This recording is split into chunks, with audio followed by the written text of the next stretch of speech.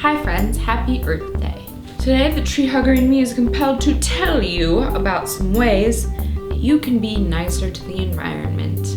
You know the big three, reduce, reuse, recycle, but did you know that those are in priority order? We tend to talk a lot about recycling, which is great, but it has the lowest impact in terms of reducing your footprint. Reusing is even better than that, and reducing is the best of all. Now, I can't show you the things that I try to reduce because I don't own them, that's the point. But I can give you some tips on some ways that you can try to reuse more. So by now, everybody has a reusable water bottle, everybody has reusable grocery bags, and if you don't, what's wrong with you? When I go to the grocery store, you know those little like filmy plastic bags that you put fruit and veggies in and stuff?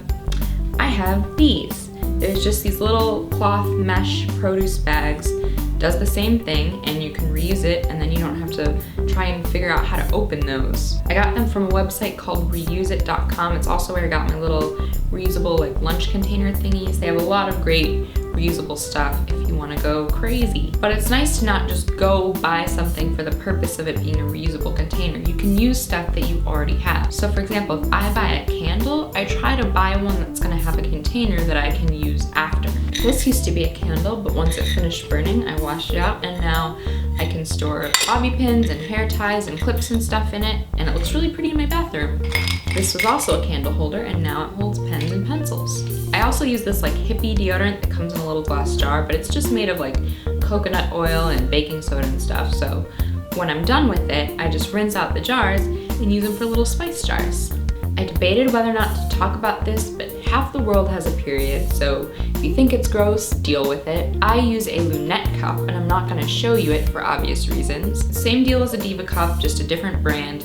If you truly have never heard of it, there are plenty of YouTube videos that will describe it in more detail. It is reusable, so it gets rid of a lot of disposable products that you might otherwise use.